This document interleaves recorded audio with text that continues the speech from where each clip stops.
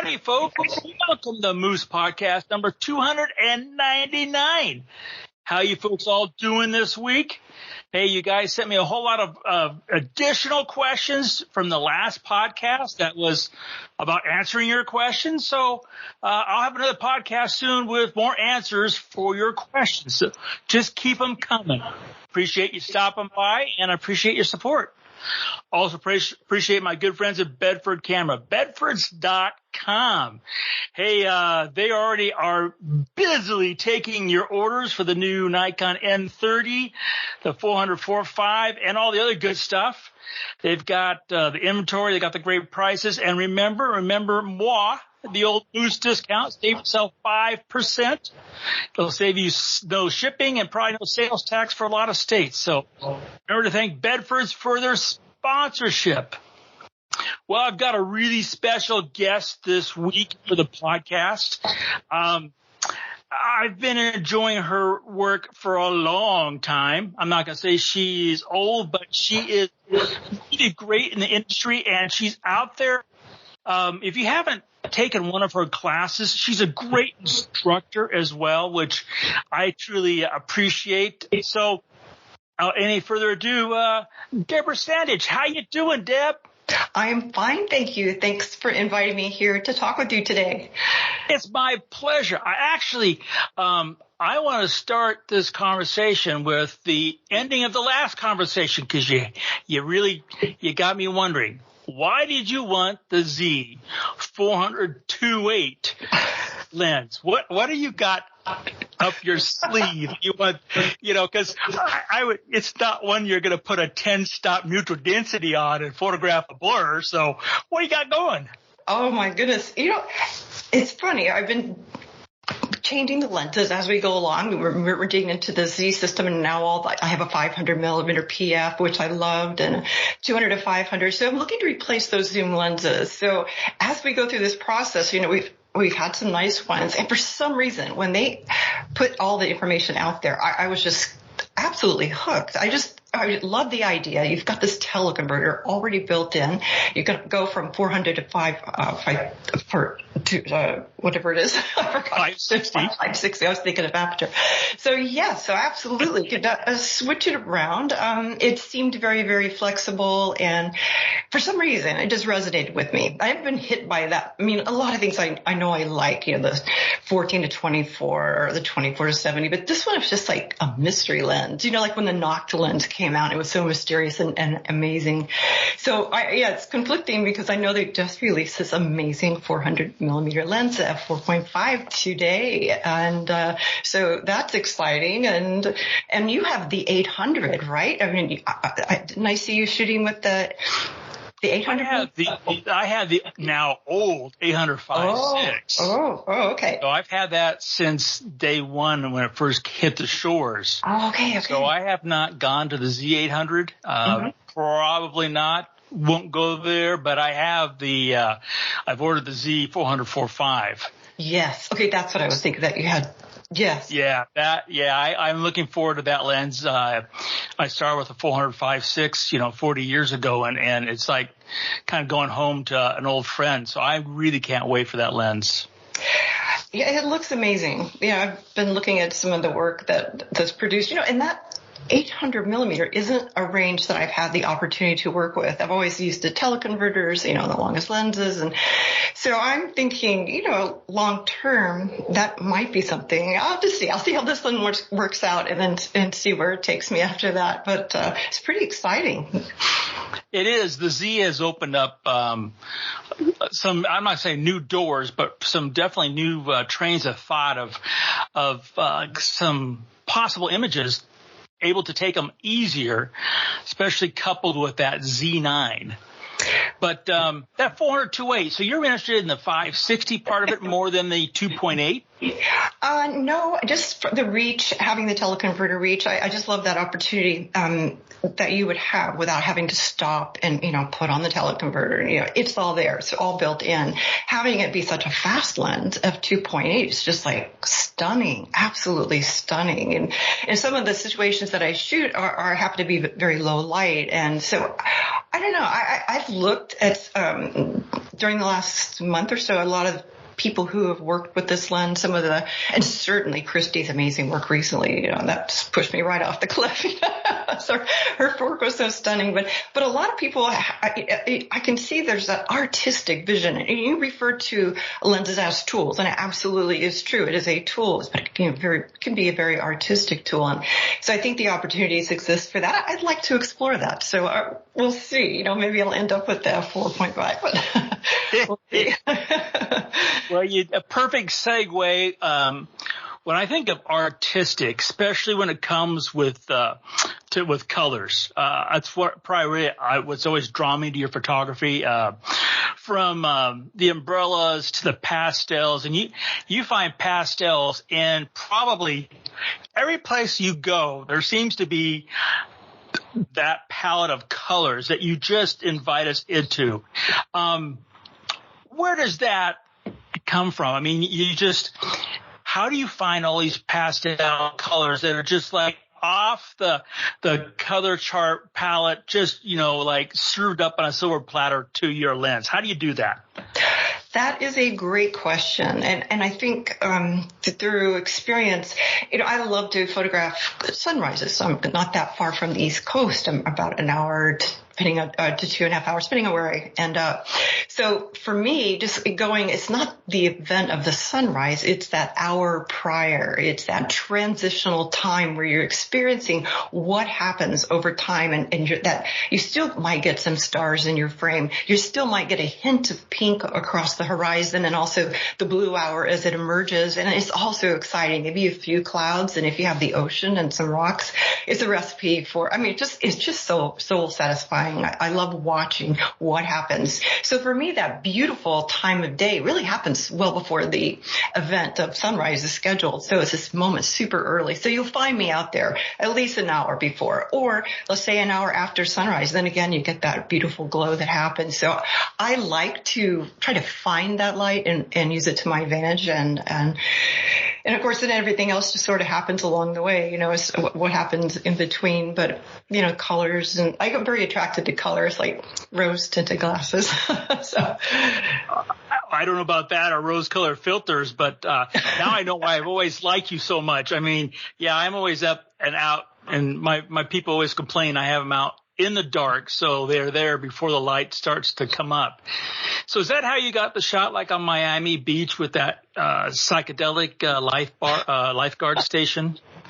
I don't know. You wouldn't find a pink one on the West Coast. I'm here to tell you. That's a Florida thing. It is very Art Deco. It is, and they built tons of these. There's quite a few that exist along Ocean Avenue, and there's this particular one that you're referring to, the pink one, looks like a spaceship, like from the Jetsons or something. It's the 10th Street one, and it's absolutely gorgeous. I love the colors. And so obviously pink was the color. My thought was I would get there about an hour before sunrise and see what happens. I had a vision that would be stars, and on the coast is, you get a lot of moisture in the air, so it's not always that way. So you it's a gamble. You have plan A and you have plan B. In the shooting, that the clouds would be stretched across the sky, and I'd have this beautiful blue band of the horizon beginning to peek through. So those colors really emerged over time, and the city lights behind me were actually sort of light painting in the light guard tower. So I had that benefit, even though it was pitch dark. The whole thing was pitch dark when I took it.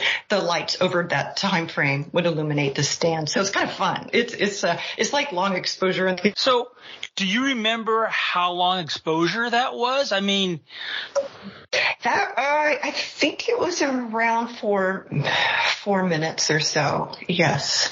So I did a couple, and I came back like the next evening and shot into at night and got a similar shot, but totally different conditions. So working with long exposure during the day helps at night, and vice versa. It helps you understand that process. So I made sure that the camera's on its lowest ISO. So 64 is so beautiful for us Nikon shooters. And I needed the time. I just needed that time for it to the light would illuminate that stand, and also all those beautiful clouds would be stretched across the sky.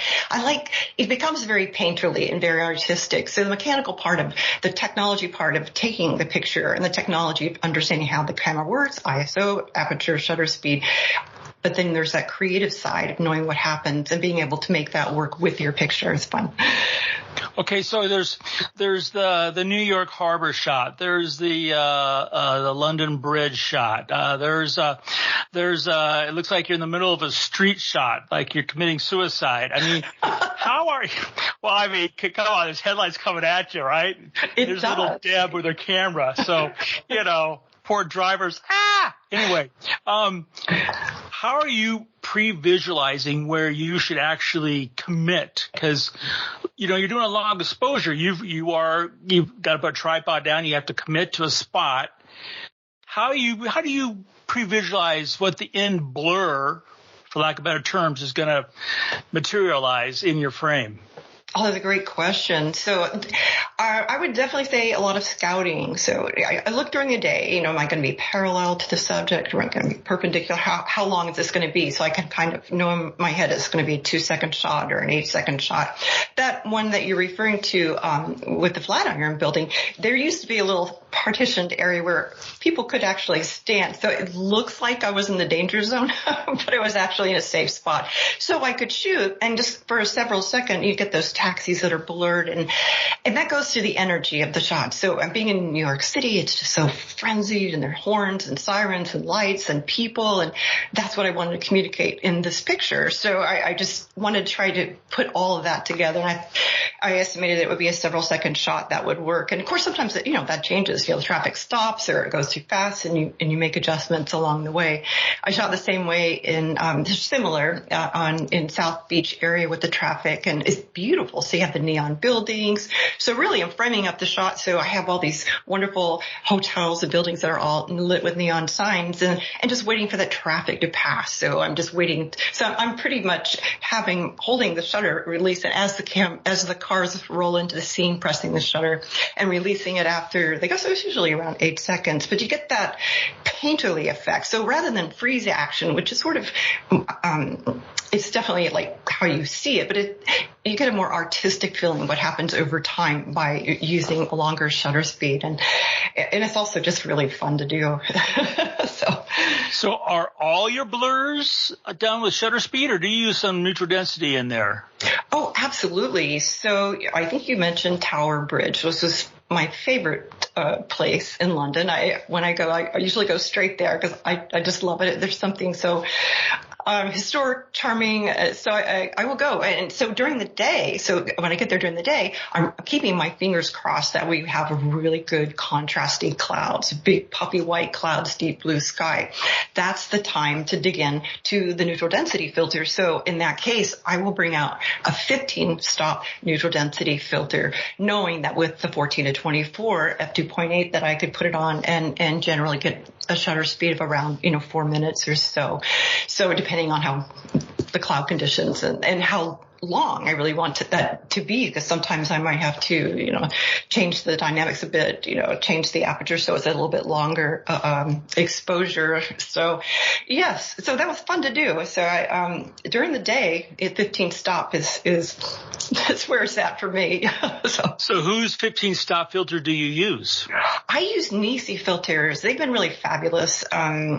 I picked one up years ago, and I've been wearing. There's no color cast, and there's no. It's just so true. It's exactly as it states. There's 15 stops, and back years and years ago, we only had like 10 stops, so you had to stack the filters. And some people do that because maybe they're going to use a polarizer. Maybe they'd use a 10 stop with that, so that's certainly an option. I tend just to use the 15th stop because I don't have to think. I know it's going to work a certain way. But it's a beautiful filter, and it's just absolutely given it so much use over the years. So are you using something like ND Timer to figure out your exposure time? I am, exactly right. I use ND Timer because that's pretty much what I've been using for years. So I'm used to it again, and I sort of know how to navigate, so I don't have to worry about trying to calculate long exposures in my head. So, because then, things change. Like I may get to an area, it's like, wow, those are great clouds, but they're hardly moving. So I'm going to need to extend this a little bit longer. If I'm at 15 stops, this 15 stops, so I'll have to work with the aperture a little bit. So, so it's all relative, but yes, absolutely. That's the one, ND timer. So then the $64 million geeky question, do you figure out the subject's travel time during your exposure to figure out the blur, or you just go for it? Oh, how to figure out, estimate. And I think based on history and experience. So, okay. Yeah. So and also adjustments. So like say, again, take that example of South Beach. I may set it up and all of a sudden the cars are just blitzing through, but I'm not really using a ND timer or anything at the time. I'm just going for low light, long exposure. But during the day, if you're shooting long exposures, I look at wind direction and also how fast the clouds are moving, and that will go into, and that's more history and experience. So, and I can make adjustments from there. So have you been doing these long exposures since day one, or is this, something you've just started since digital showed up? Oh, that's a really great question. I was super interested in infrared for a very long time. I did a lot with that. And I don't know, there's something about the dynamics of infrared were so fascinating to me. So I just latched onto it. I wanted to learn everything about that. And then when I saw these long exposure shots during the day, it's like, how is that possible? How is it possible?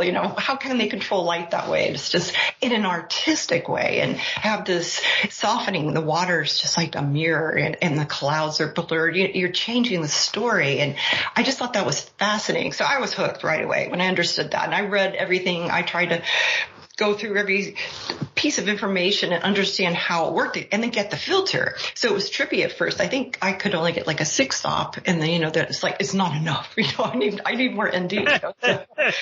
So, and then, get the other one. So, yes. So I think my first 10 stop came, might have been from Stingray, but then the 15s came out. I really like the Nisi filters, so I ended up working with that one. But yeah, I think it's a really interesting avenue to explore because there's so many different ways to tell a story, and I'm very drawn to that. So that you segue into the next set of questions I had for you. We've both been to the same church on the Palouse.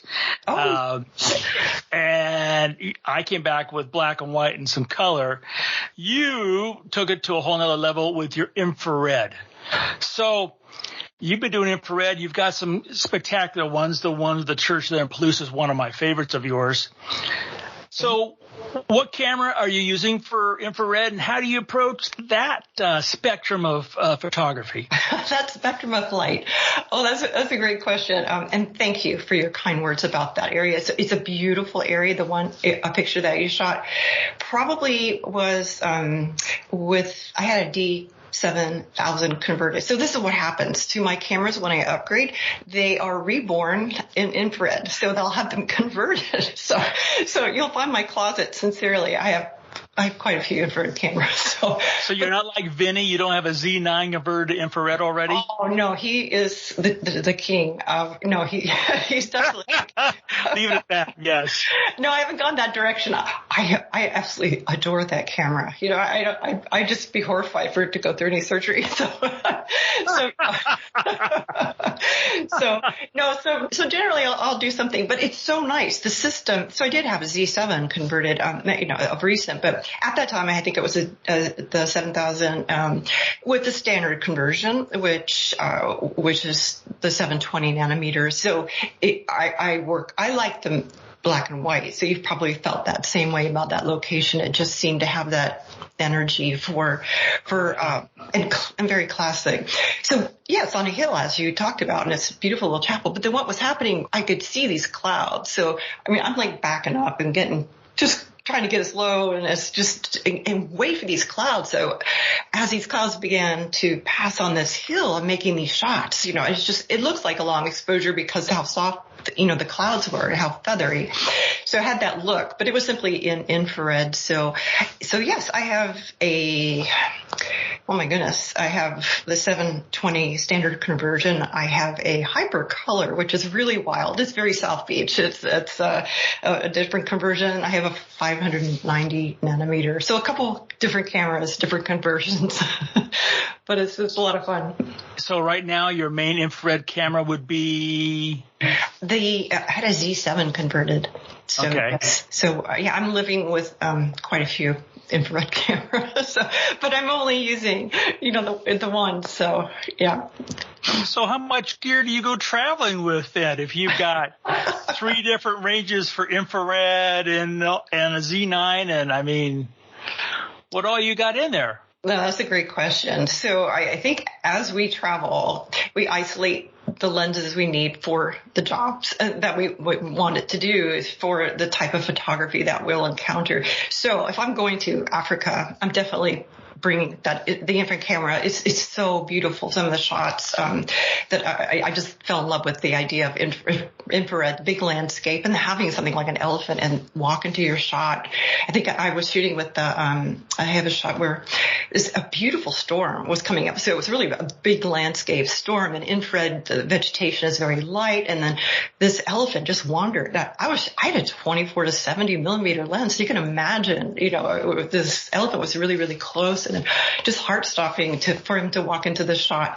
But if I'm going to South Beach, I may think, wow, I want to do something kind of wild and crazy. I might bring that hypercolor camera down there. So, but I'm thinking I'm isolating like what type of shots I'll be using. So if I'm shooting Miami, it's definitely going to be a 24 to 70. I'll probably bring the 14 to 24, the 24 to 70, and infrared camera for sure, and work from there. I don't want to carry a lot of gear. When someone comes to your website, they see your name, then they see underneath it World Photography, which I thought, I've seen. People probably think of you as a travel photographer, but I thought that World Photography really kind of was the perfect umbrella for what you do. So how many countries have you been to? Oh my goodness. Are you giving McNally a run for his money? Oh, no, I don't think so. I have favorite countries that I kind of go back. I've been to, I usually go to Europe several times a year, so it was sort of I really enjoyed going. So it's London and Paris, different places in Europe. Cuba several times. Cuba is so amazing. It's so beautiful in infrared. So I've done that several times. I don't really say I have places that I've just visited over and over: Croatia, Slovenia, a lot of different countries in Europe. Africa is so cool. Tanzania, yes. So a lot of different countries, and I love. They're all beautiful. You're telling me you haven't counted all the countries you've been to? Is that what you're saying? I'm sorry? Oh, my. Yeah. Have you actually counted how many countries you've been to? No, I haven't. I used to have an app for that on my phone. It's like how many countries? Somebody lost count. Quite a few. Many more to go.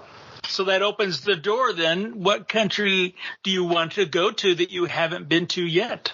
Oh, that I haven't been to yet. Oh, my goodness. I have one, but right now I can't go there. So. Oh, yes. There's parts of Russia I really want to go to. Yes, actually, that was one of the last trips. I was left from actually Moscow, which was a really interesting, beautifully architecture city. St. Pete and all the Eastern European capitals are so amazing. I say that's a tough one. Where would I like to go? I haven't even hasn't been in my orbit lately. Like where I want to go. Like I kind of wanted to go back to Santorini, but here it's very, very crowded, and so probably someplace in Europe it would be. I'll have to decide exactly where. Now you take people to workshops in these countries. Mm-hmm. So do you go and scout that workshop before you take folks, or you just go for it? So, well, it depends. So generally there's an organizer, so the trip is mapped out, and I do go early. So I always try to just have a few days, but generally those trips are like on the road, you're not, unless you do the whole trip, twice, which I did once in the summer, but yes, so a lot of it is, research, scouting, and just knowing the time frame. But the traveling trips are sort of, what they are. Well, your photographs, people put up that moniker, I'm a travel photographer. And I've never thought of you as a travel photographer because your photography takes it to a more, I'm going to say personal level, but as you use colors and shapes. How do you, in the business side of it, I mean, you do commercial work. Do you say you're a travel photographer to your clients? I mean, how do you, because you're different, different in a good way, not different in a bad way, different in a good way. How do you, in a business way, make that distinction between you and the other travel photographers? Well, I think people look at what you do and they get a sense of who you are. And that's what may be attractive to somebody who wants to hire you as a pro for, photography, trip, that kind of thing. And I used to do a lot of lifestyle. You probably don't even know that part of Deb. So I did a lot of lifestyle photography. In the beginning, it was so different, but then I fell in love with pretty much traveling, and that changed the direction and focus of what I was doing. So I did find a photograph of a gal that you took underneath an umbrella, looked like kind of on the beach. And I was like, wow, I remember seeing that stuff before. So yeah, but since I didn't see it on your site, I assumed that was, like all of us, we have evolved. I started off in fashion in Southern California. Oh, yeah. So that was another lifetime ago. So I understand that part. I don't know if most the photographic community understands that we all evolved and we start somehow and we just keep gravitating towards light and then kind of where passion goes. But I saw a little lifestyle, so I just assumed it was part of the process. Oh yeah, I really enjoyed it at the time, but I really got bit by the travel bug. And it's interesting, what you talk about as far as paths. I think I remember this so distinctly that there was a path that I could go down. There's like a creative path. Do you want to be like more an artist, or do you want to go down more an educational path, or, teaching, which it ends up that I really love teaching. I love sharing. And you do a great job at it. Thank you so much. But I remember that path, and there were people who, went and they had shows and they did events and things like that. And I just remember, like, which direction do you go? So it ended up that, I was asked to write a book, and this is infrared, back a while ago.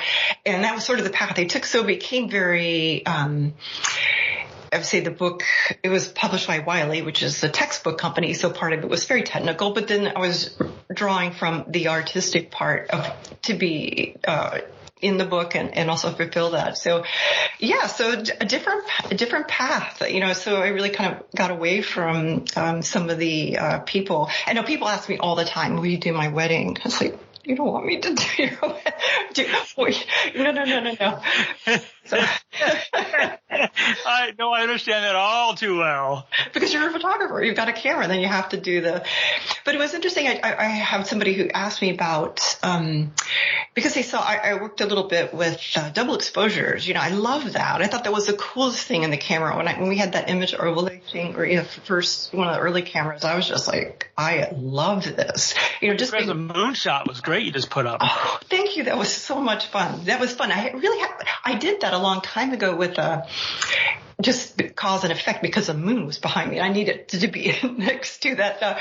But this one, it was more creative, and that it was definitely from the art part. It was never meant to be real or anything like that. So, but I love that, putting that together. That just, I don't know, doing something that's so creative is very fulfilling. And I did with self-portraits earlier, and then put flowers with them, and that was fascinating, because just how the camera could blend this and make it look like a floral tattoo on your skin was so amazing. I really got deep into that. It's like a whole, it's like, I'm not how this is going to serve me other than artistically, but I love doing that.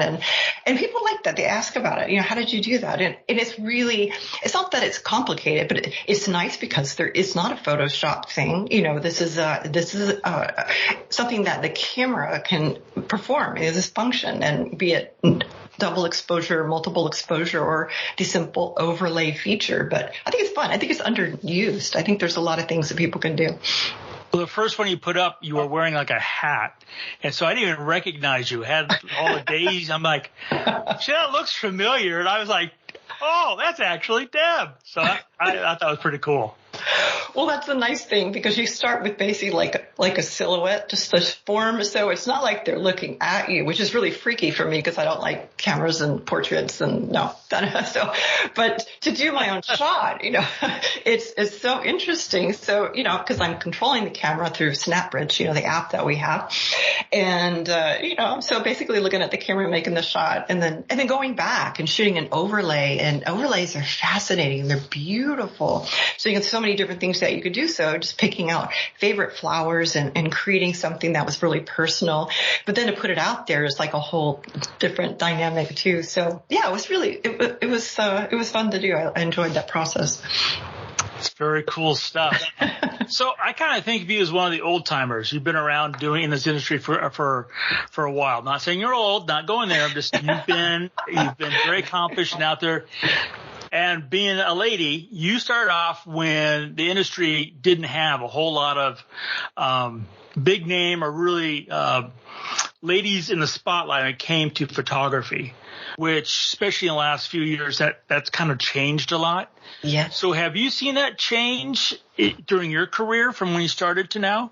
I would say yes, I have. And somehow I didn't ever feel it like or take it personal. But then you would see events that were pretty much male dominated, and you think, well, how could this happen? And so there's been an evolution. I think people are becoming more aware in many, many different ways of how to be more inclusive and sensitive to who's out there. So I was grateful to be a part of Nikon. We were working with like the Cool Pix and the J1, these little cameras to be given. I was honored to be offered to have this opportunity to explore this camera and work with it. And so that was a lot of the lifestyle. So that's where a lot of this was born.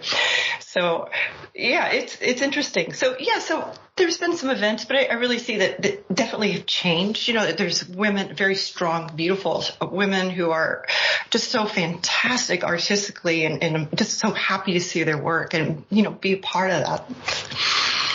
So do you mentor young women now and getting up in the industry? That's a wonderful question. Yes, and I've enjoyed that. I've had several students that I've mentored and worked with for periods of time, and as a high school student more recently before all this happened. And so, yeah, it's wonderful to do that and see what they're interested in, how I can help guide them or put them on a path, what they're interested in, because that may not be what I'm interested in. It's like they want to do this or want to go into this other way of working. So it's really interesting to see, and I'm grateful for the opportunity to do that, be involved. They do see, for lack of better terms, a little differently than at least I do when it comes to how they're arranging elements to tell their story. It's been a little, for me. I have one that's a young lady, and it's a little bit of a challenge because it's just another world that they are growing up in that's totally alien from one I grew up in. So it's, I like both sides of that challenge. Well, what's so interesting, we're talking today now, and the Nikon just released the MC30. I mean, the Z30, the new camera. So, it's interesting because my daughter-in-law, she's so interested in videography and doing the YouTube videos and also all the web content. And, and my son was calling me today, how do I get the Z50 to record more than 30 minutes. It's like you can't.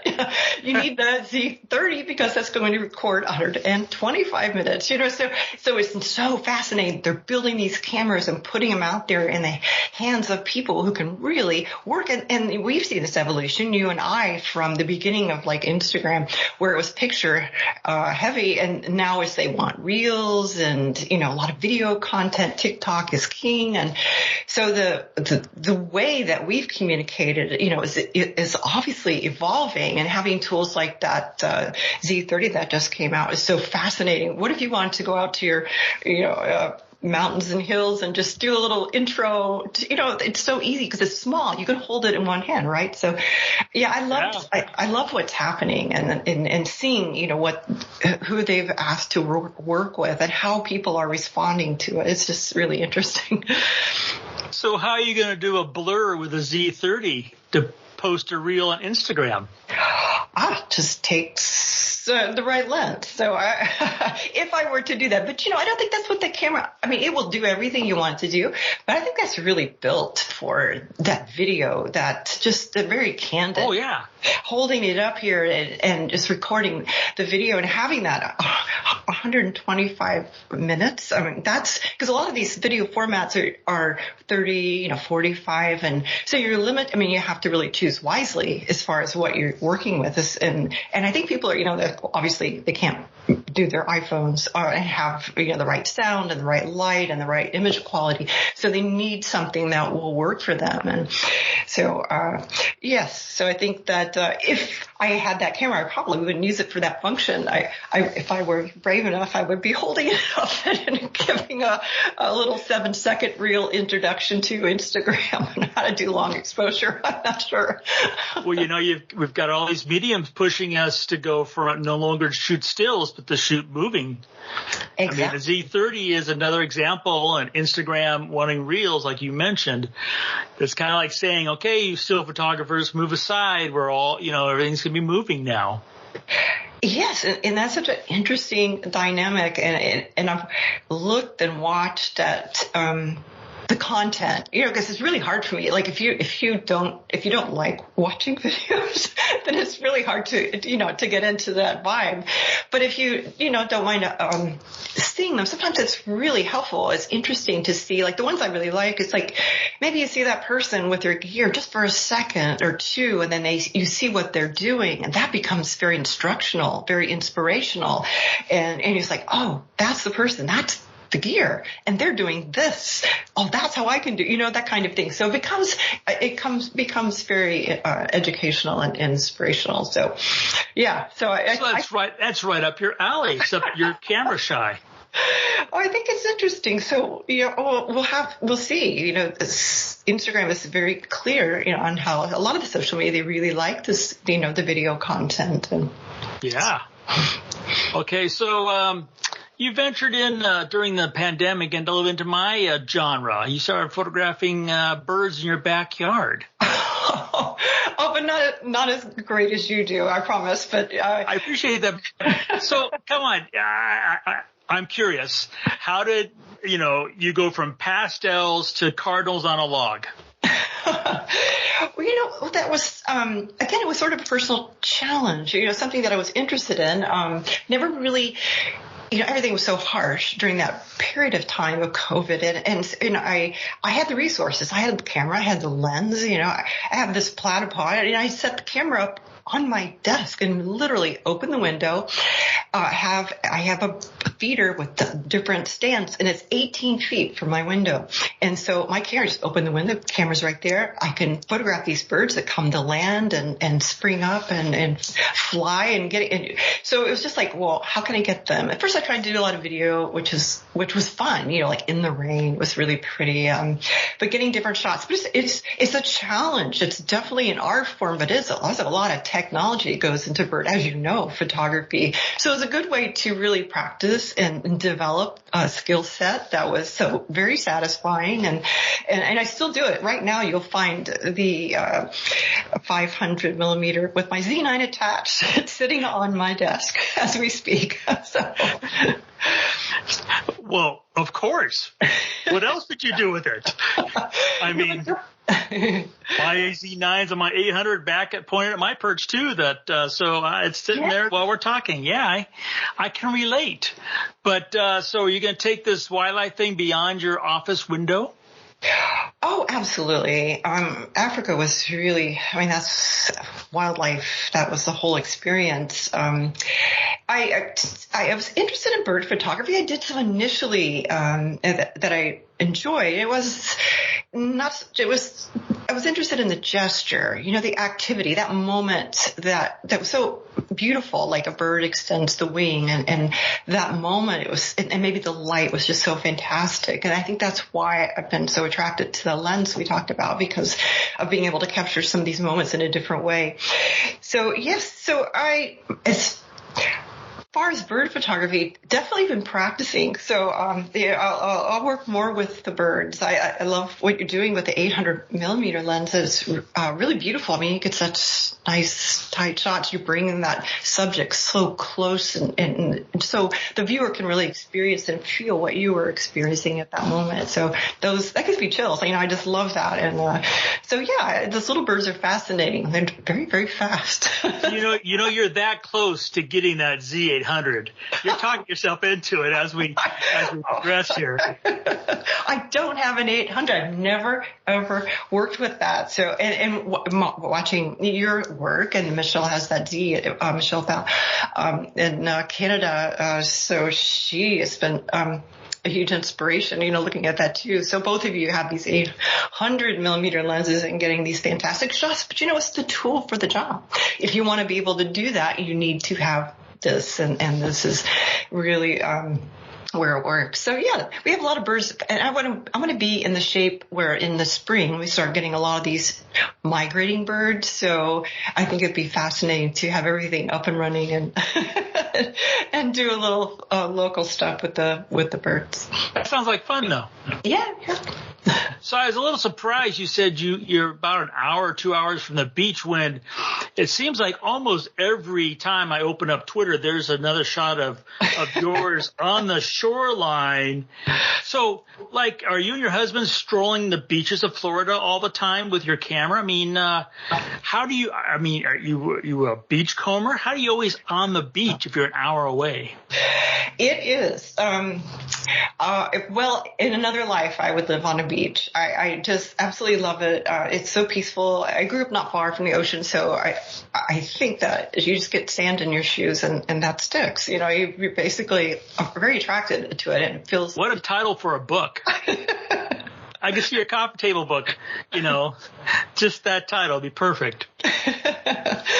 But yes, so I try to get down to let me make it like a little experience. So there's really fabulous food, and there's really great seafood, and so there's a lot to do. So I just blend it into working and pleasure, and make it a whole experience. So some of the best beaches, they're very different, and there is a couple beaches in North Florida which are really nice. Having a rocky beach in Florida is just not that common, just because, but there are some in North Florida, and also in South Florida, maybe a spattering. But I love that contrast between, the rocks and the water, all that kind of thing. So definitely always try to build a little trip to get to the beach, and that was my next question. You always seem to have rocks, and most of the beaches I go to in Florida for shorebirds, there's nothing but sand. So you have your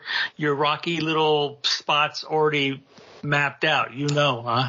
Yes, and there's always more to scout out. I think there's a couple, it's just these are what I'm familiar with, a couple of locations. So it's really easy to get to, and not that far. Some of them are, just 45 minutes, an hour away.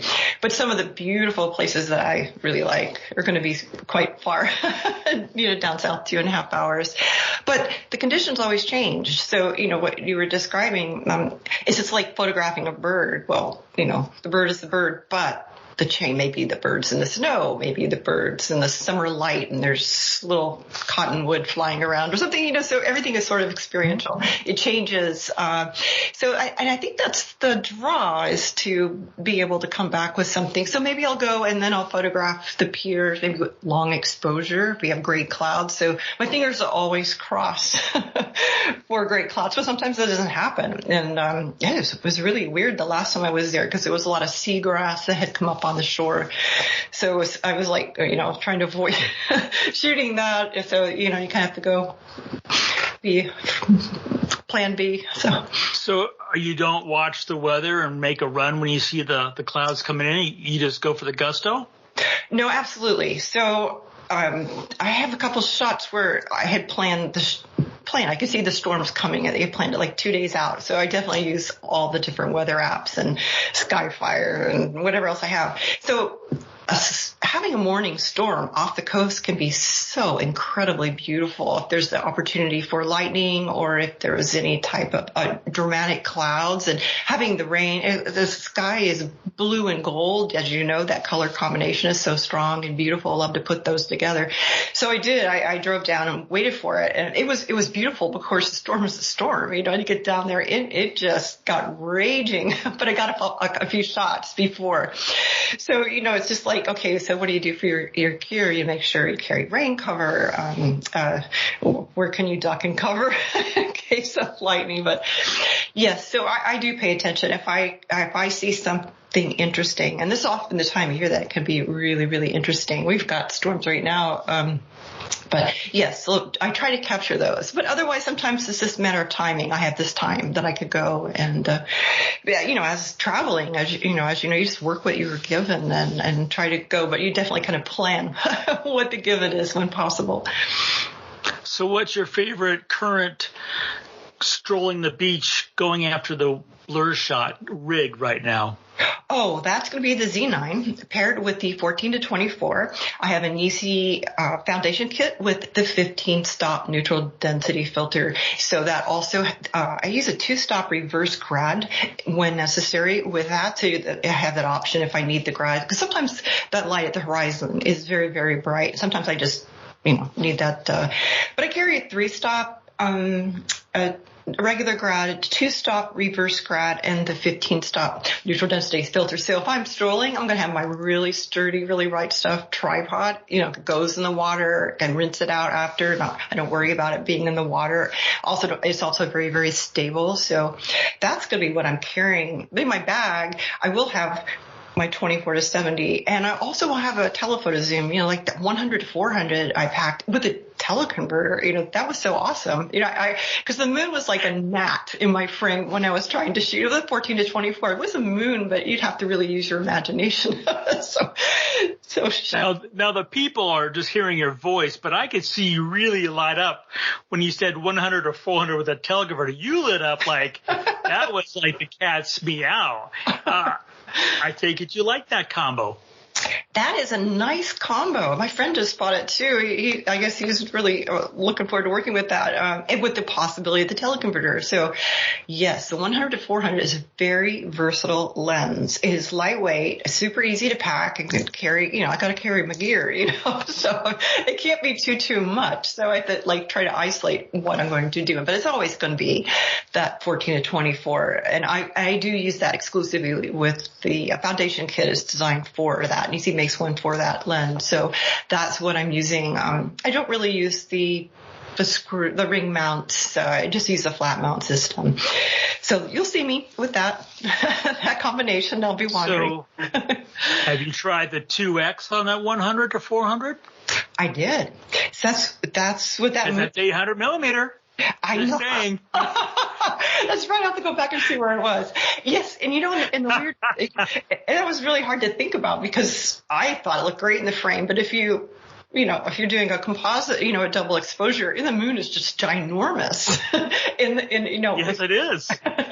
You pair it with that, but it was so sharp. It was so beautiful. So I did get hooked on, it's like, I haven't shot moon shots in a really long time. And I was like, okay, I get it. I'm going to be shooting the moon as soon as it comes back. And then also the sun. I was like, okay, the beach is kind of wretched. I was shooting the sun. So yes, so that reach is exquisite. So I really enjoyed that. So where's your next project taking you? The next project, oh my goodness. So I would really like to go out of the country. So we'll see how that evolves. I really would like to go in that direction. Definitely going to Colorado. I can usually go in the fall, and I'll be having I think there's an event out there I'm supposed to speak at, which will be my first speaking event after so long. So I'm excited about that. So it feels weird the first time.